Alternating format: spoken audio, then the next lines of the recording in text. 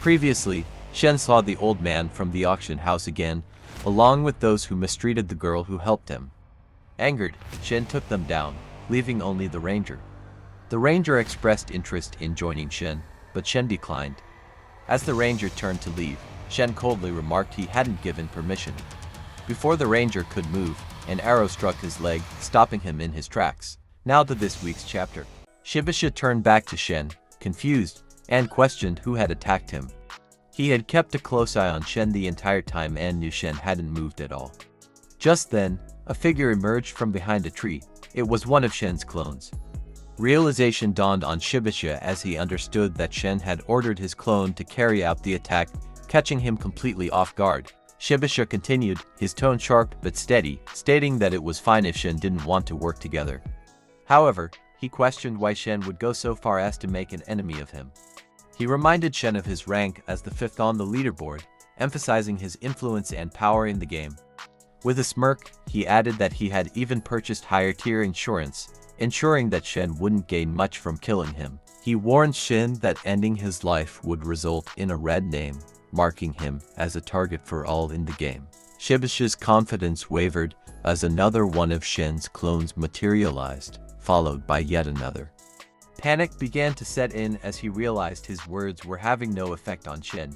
Each clone had an arrow drawn, their aim unwavering, while Shen himself unsheathed his weapon. Shibasha's breathing quickened as Shen's cold gaze locked onto him.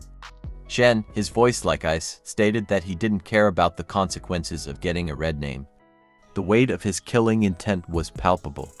With a calm yet menacing tone, Shen asked if Shibasha had any idea what kind of person he despised the most. Shibasha could feel the fear coursing through him, the realization dawning that his usual bravado and influence wouldn't save him this time.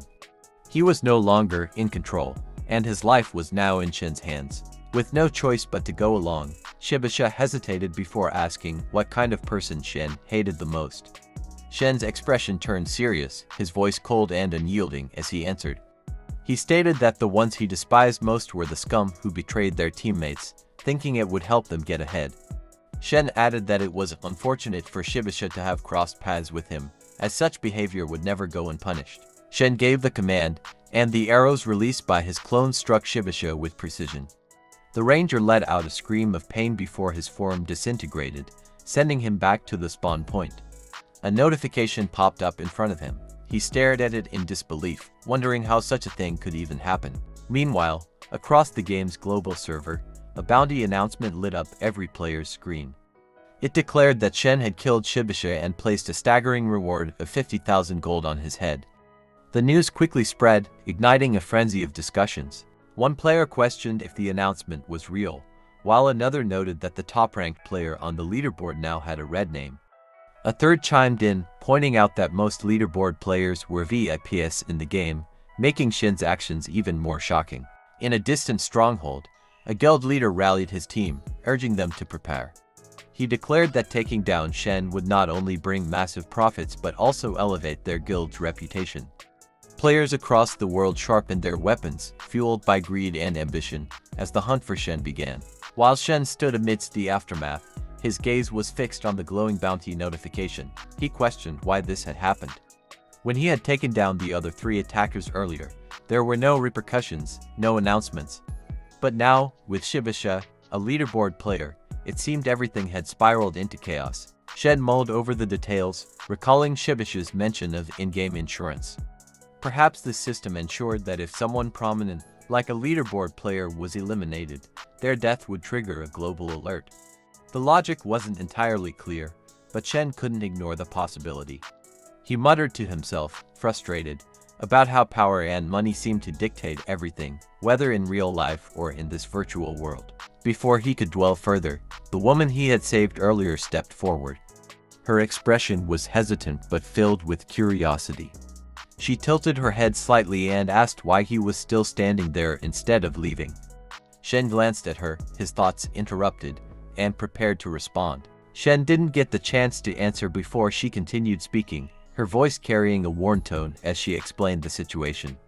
Despite her exhaustion, she urged him to leave quickly, reminding him of the bounty placed on his head.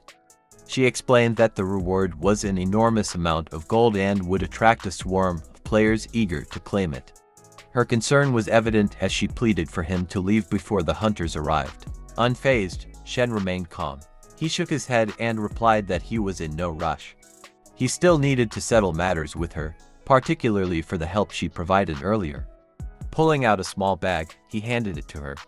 "This is for 100 gold, he said, thanking her for her assistance in obtaining the refining chips at the auction house. Her eyes widened as she took the bag and peeked inside. She counted the coins in disbelief. "Is this really for 100 gold? She asked, her voice trembling slightly. She stared down at the gleaming coins, her expression gradually changing from shock to hope. She clutched the bag tightly, her tone lifting as she muttered to herself that with this amount, she wouldn't need much more to finally be free. Hearing her words, Shen narrowed his eyes, his curiosity piqued.